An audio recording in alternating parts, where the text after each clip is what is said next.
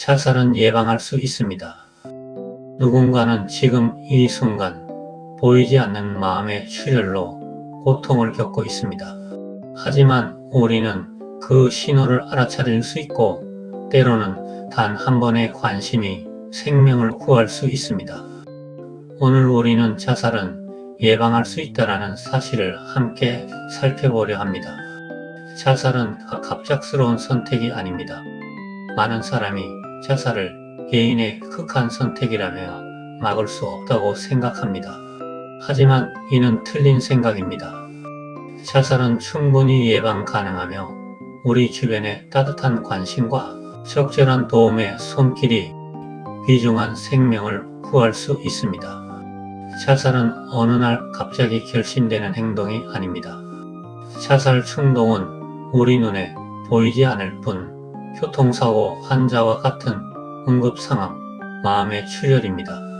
인간의 마음은 마지막 순간까지도 살고 싶다는 본능을 포기하지 않습니다. 중요한 것은 그 미세한 신호를 우리가 얼마나 빨리, 얼마나 섬세하게 읽어낼 수 있는가입니다. 죽고 싶다는 말은 살고 싶다는 외침입니다. 자살을 생각하는 사람은 자신의 고통을 숨기지 않습니다. 죽고 싶다라는 말은 그 사람의 절망이 아니라 당신을 신뢰한다는 표시입니다. 그리고 도와달라는 마지막 구조 신호입니다. 하지만 우리는 이 말을 너무 쉽게 흘려보냅니다. 시간이 지나면 괜찮아질 거야. 다들 힘들어. 죽긴 왜 죽어. 이런 말은 위로가 아니라 마음을 닫게 만드는 벽이 됩니다. 절대 무심코 넘기지 마시고 이들의 말을 심각하게 받아들이고 귀를 기울여야 합니다. 왜 해결책이 보이지 않을까요? 심한 고통을 겪을 때 인간의 사고는 터널처럼 좁아집니다. 평소라면 쉽게 떠올릴 해결책이 전혀 보이지 않습니다. 지금의 고통이 영원할 것이라는 착각에 빠집니다.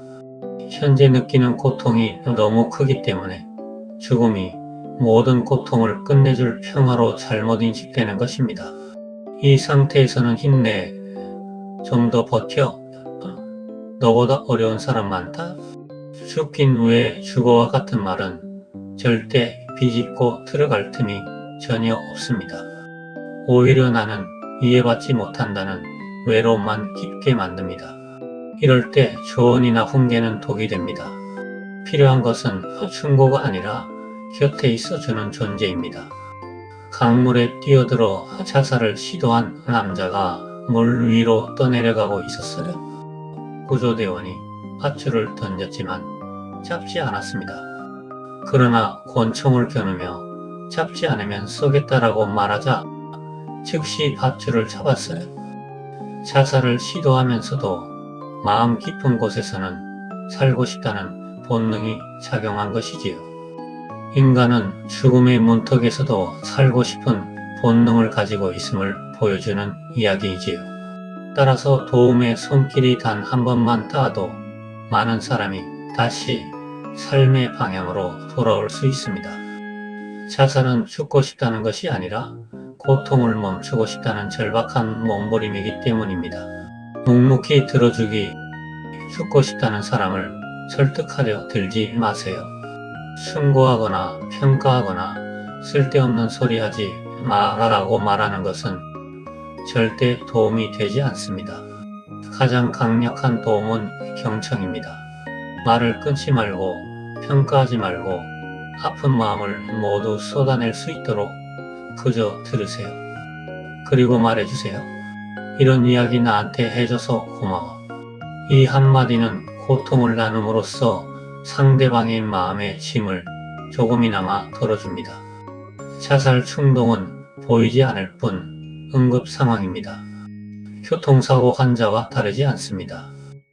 당장 정신과 전문의나 자살예방센터 전화 1393 등 전문가의 도움을 받도록 신속하게 연결해야 합니다. 1393은 위험성이 판단되면 구급차를 보내기도 합니다. 절대 혼자 두면 안 됩니다.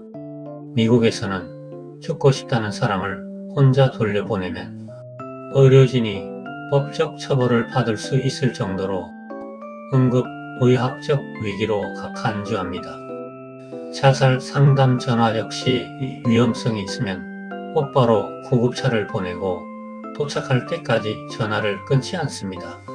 혼자 남겨질 경우 실행 위험이 급격히 커지므로 우리는 이들이 전문가의 손에 닿을 때까지 혼자 두지 않아야 합니다. 우리가 할 수 있는 가장 큰 배려는 무엇일까요? 우리가 모든 자살을 막을 수는 없습니다.